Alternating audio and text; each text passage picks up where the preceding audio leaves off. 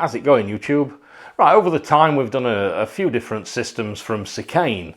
We've got another one again today. They seem to have done it again with really high spec and a super cheap price. This one's a new one from Seicane. This is another one of those on-dash CarPlay stroke Android Auto ones, but this one's slightly different because this one's also got some streaming services as well. For anybody that's new to these, this is a perfect way to add a bit more modern functionality to your older cars, or you can put them on your newer cars if you want, if you've not got CarPlay or anything like that, and this'll add that functionality to your car. These are perfect for ones like mine. Mine in particular, the crappy Fiesta, that's got Bluetooth, but it's not got any of the smart features or anything like that. So these screens will give you the functionality of the smart features, and then all the sound comes via Bluetooth through your car radio. So it really brings them up to date with the functionality of what you can do with your sat nav and everything else. So I think the first thing we need to do is we need to get this down on the bench. We'll unbox it, we'll see what you get in it, and then we'll take it out to the crappy Fiesta, we'll fit it in there. It's literally, these are a 2-minute job to fit them. We'll have a quick look at that, and then we'll go through the features and see what it does. These are currently online at around about $100, which is nothing for what they do. And so I'll put links down below where you can check these out and see what the latest price is for yourself. I think if you use my link as well, you get an extra discount, so that'll help as well towards it. But with that said, let's get this on the bench and let's open it up and see what you get in it. Right, here we are on the bench. This is a Seicane 10.26-inch Android 12 based CarPlay smart screen GPS navigation system, and an optional extra for a rear view camera. So let's get this thing open and let's have a look at it. So opening up the box, first thing we see is the unit itself. If we just get this out of the way for now, and down in the bottom is all your wiring and everything. So what we'll do is pull this out one at a time and have a look what we get. Power supply, this is your usual 12-volt socket with a USB-C angled adapter on the other end that goes into the unit itself. A GPS antenna, so you can plug it into the system. Auxiliary cable, so if we're wanting the audio via auxiliary to our standard car stereo system. Manual with your usual quick start guide. And this one has got the optional rear view camera. This is a 1080 HD camera with the rear view capabilities. So if we wire this up to a reversing feed, say your reversing light for example, then that will send a signal to the stereo system to change over to the reversing light. So it puts the little lines on as well when you're going into reverse. This bit's an optional extra, but it's really not that much extra. And that's it for what you get in the box. So back to the unit. Right, so the unit itself, let's just take this off. We've got a 10.2-inch 1600 by 600 capacitive screen. This runs on the Android 12 operating system and has Wi-Fi, Bluetooth and FM out. On the top, we've got a little power button. Looking at the bottom, we've got a little stand with the sticky pads to stick it down to your dashboard. On the back, we've got some warm tips, apparently. One side, we've got a USB for extra storage and your auxiliary out. On the other side, we've got your USB Type-C for your power, your AV in for your camera, TF card, so extra storage there as well, and your GPS input there. Now the thing itself is quite heavy and it feels quite well built, and if I twist it, it's got no play at all in it really, so it does feel pretty solid for the money. So I think there's not a lot more we can talk about now. Best thing we can do now is get this thing plugged in, get it powered up, and let's see how it works. So let's go out to the crappy Fiesta and get this thing installed. Right, here we are in the crappy Fiesta. This kind of car stereo system is perfect for these type of systems, mainly because this one's got Bluetooth, so it connects via Bluetooth to my phone sits there, but it's not got any of the smart features like CarPlay and navigation and all this sort of stuff. So this era of car stereo system is absolutely perfect for these types of things. Mine, if we look down here as well, this has also got a auxiliary input as well. So if we want to go via cable, this one, what we shown earlier, this one can plug in down there and it can plug into the back of the CarPlay system. So this can be audio via the cable, but we're not going to do that. This is one option if you want to do that. One of the first things we notice is there is some compromises because of the cost of this thing. Is this base here? It's not movable. We're stuck with the angle. We're stuck with where it is. But what we're going to do is we're going to fit it on there. You can see it sticks over a little bit. What I would normally do is I would stick that down exactly where it is there, and that's how it will sit. So that's how it will look in the car as it is. For the purpose of this video, I'm not going to hide the wires. Normally I would go round the back, all the way down the side there, and then back round and plug it into the power down here. But for the purpose of this video, I'm literally just going to run the wires and let it fall down and plug it straight in so we can power it up and see how it works. The camera system, we've got this camera here that we looked at earlier. This can be used in two ways. From playing with this system, what I have noticed, when this is turned on, this automatically goes into a recording mode. So what it's doing is it's recording everything this camera sees, and it's recording it in 60-second chunks. So you can use this as either a dash cam or a reverse cam, whichever one you choose. So what you can do is you get the little sticky pads. If you want, you can stick it up there, get it to the angle you want, and use it as a dash cam if that's what you want. The same also with this GPS aerial. I'll plug it in and then I'll just throw it on the dashboard over there somewhere. Right, so I'll get this plugged in and let's get it powered up. Right, there we are, it's in and it's powered up. If we look on the back, I've not stuck this down because for some of the operations I want to show you that screen. I can see it just by looking over the top. But as we go through how to use this, I want to be able to just lift that out of the way so you can see it on the camera to see what we're doing. I've just left the wires dangling down there. The power's plugged in there. The GPS is down there on the floor. The camera, I've stuck it to the window just there, so we're going to use it as a dash cam. And obviously the wire is just going around the windscreen and then down on the floor. So ignore the install, but it was literally 3 plugs on the back of the stereo system, look. So we've got the power, the camera and the GPS, and that's it. The only additional cable that you might have is this auxiliary cable. So if you're wanting to use your audio out to your car stereo system through the auxiliary, you'll have this cable plugged in as well. That'll be plugged in down there into my car auxiliary input. But we're not using it. Right, so let's go from first power on. So if I plug the power in now, you'll see the splash screen, and then we'll go into the first display, which you'll see. Second splash screen. Now we're into the Seicane UI on the system itself. That whole startup was probably about 30 seconds. There's a few different ways we can connect to this depending on how we want to use it. One of the ways is via Bluetooth, and then that can be for the CarPlay and the Android Auto. Or the second way is via hotspot, and that can be used for the Android features that's on this device, which is the streaming services and the built-in navigation and things like that. So depending on how we're wanting to use this will depend on how we connect to it. The quickest and easiest thing to have a look at first is the CarPlay and the Android Auto. So what we'll do is we'll just look at one of these because they're both the same. But if we look at the CarPlay, because I'm using an iPhone, if I click on that, so the first thing we need to do is we need to connect a phone to this via Bluetooth. We can see down there that's our little Bluetooth name. So if we search for this system, we can connect to this via Bluetooth. It'll come up with a PIN code. My PIN on this was 0000, and I think the usual pins are either 4 zeros or 1, 2, 3, 4. So once you've done that, then it'll connect to it automatically, and you won't see this next time. It'll be here for a few seconds, and then it'll go into the CarPlay. So if I connect to this via Bluetooth now, so now we connect into Apple CarPlay. You see this little dot that's randomly up there. If you put your finger on, you can drag it around the screen. If we press on that, this has got like the home screen, so you can get back there. There you are. So if we go back into CarPlay, but this is just your normal CarPlay, so I'll not go through this.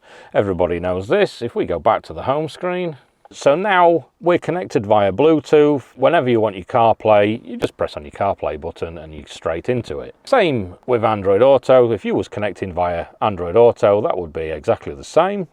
So that's one way of connecting to it and one way of using this system. The second way is if we wanting to use any of these streaming services or your Google Store and you wanting to use the Android side of this system, because if we click on this app list here, you can see there we've got applications already on the system. I've installed some as well, additional. So if you're wanting this, you need internet access. So what we need to do is if we go down to settings here, we need to connect to the internet. So we've got network and internet there, Wi-Fi off. So if I turn that on, what I'll do is I'll connect to the hotspot on my phone. There we are, we're connected.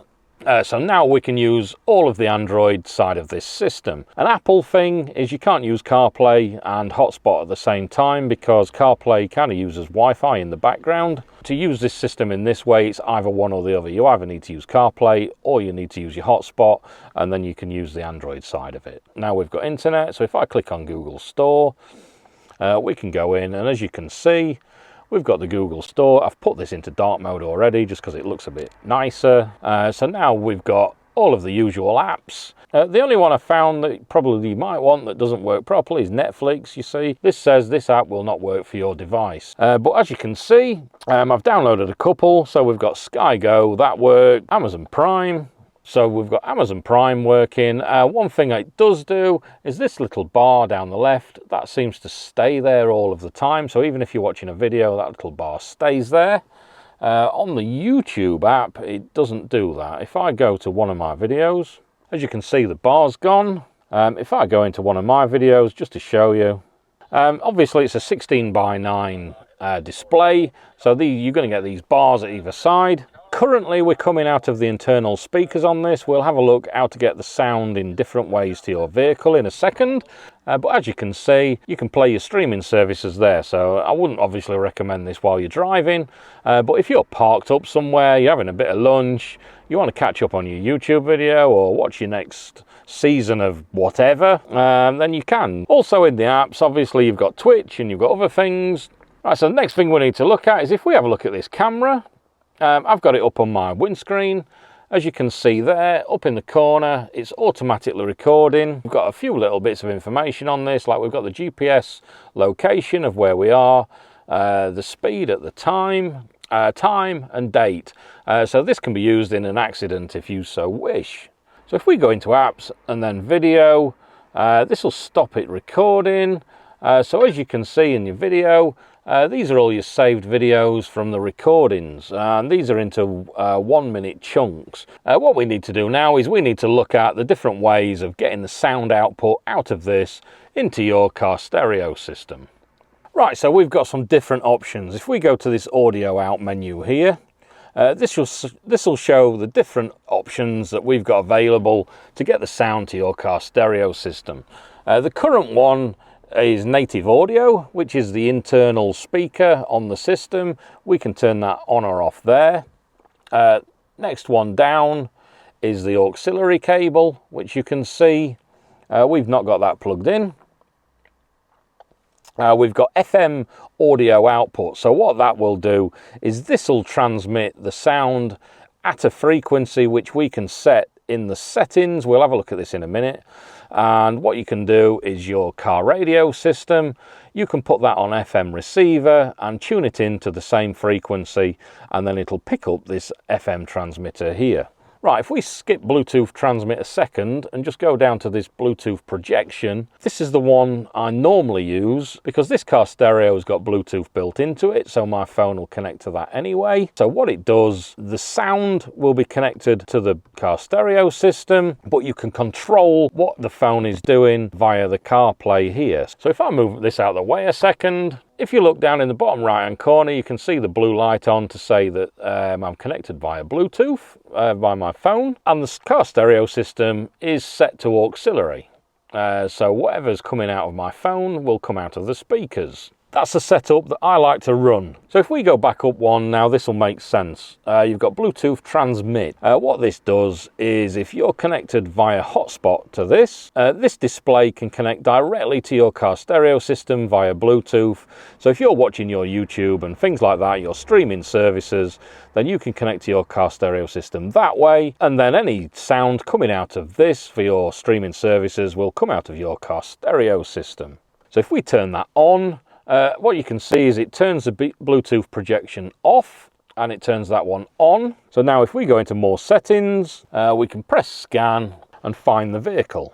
The only problem I've found with this is you can see there I'm connected, but what you can't see is what I'm connected to. I literally just pressed it and it said connect to Ford audio.